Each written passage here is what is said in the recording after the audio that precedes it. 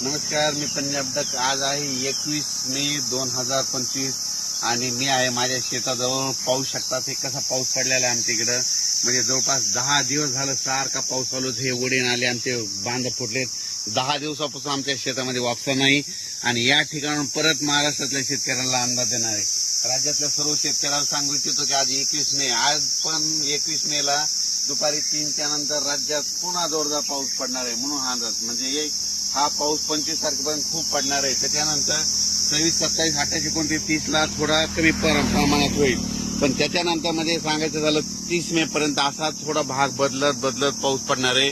म्हणून राज्यातल्या सर्व शेतकऱ्यांनी काय करायचं, आता काय झालं, नेमका पाऊस खूप झाला, जमिनीमध्ये ओल देखील खूप झाली, पण काय झालं, शेतकऱ्यांचं शेतच दुरुस्त नसल्यामुळं अडचणी येत आहेत. म्हणून राज्यातल्या सर्व शेतकऱ्यांना सांगू इच्छितो की तुम्ही काय करा, जशी वेळ भेटेल तसं काय करा, तुम्ही तुमचे शेत दुरुस्त करा.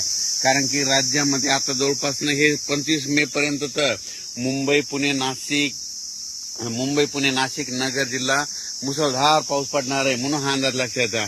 आज देखील मुंबईला मुसळधार पाऊस असणार आहे. मुंबईकरांनी सतर्क राहण्याची गरज आहे म्हणून हा अंदाज लक्षात आहे. आणि राज्यात मात्र दररोज 2-2 दिवस प्रत्येक ठिकाणी मुक्काम करत हा पाऊस संपूर्ण राज्यावर पडणार आहे. विदर्भात पडणार आहे, पूर्व विदर्भात पडणार आहे, मराठवाड्यात पडणार आहे, पश्चिम महाराष्ट्र, उत्तर महाराष्ट्र, दक्षिण महाराष्ट्र, कोल्हापूर इकडे सगळीकडेच पडणार आहे म्हणून हा अंदाज लक्षात येतात. म्हणजे सांगायचं झालं तर 25 मे पर्यंत खूप जोराचा पाऊस असणार आहे. ओढे नाले वाहणारा पाऊस असणार आहे. त्याच्यामध्ये वाऱ्याचं प्रमाण जास्त असणार आहे. म्हणून आणखीन एक खास करून, कारण की या पावसामध्ये सर्व माझ्या शेतकऱ्याला एक विनंती आहे की तुम्ही काय करा, तुमची ह्या 25 मे पर्यंत तुमची जनावरे असे झाडाखाली बांधू नका. कारण की काय झालं, आज आमच्या तालुक्यात देखील खूप ठिकाणी विजा पडल्या, जनावरे खाली असल्यामुळं त्या जनावरे दगावली आणि विजा पडत असताना, कडकडत असताना झाडाखाली तुम्ही देखील थांबू नका. आपले पाळीव प्राणी देखील बांधू नका. माझी सगळ्याला विनंती आहे. कारण की मध्ये काय झालं, महाराष्ट्रभर बघितलं तर विजेमुळे खूप शेतकऱ्यांचं पशुधनाचं खूप नुकसान झालं.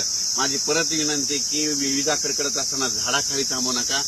डायरेक्ट घर जवळ करा, पण कुठं म्हणजे झाडाखाली निवारा घेऊ नका, ही माझी विनंती आहे.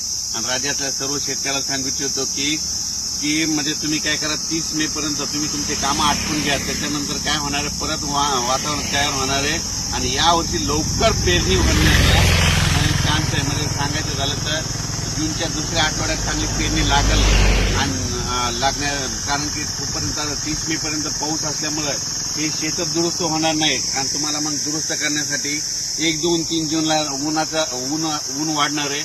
1, 2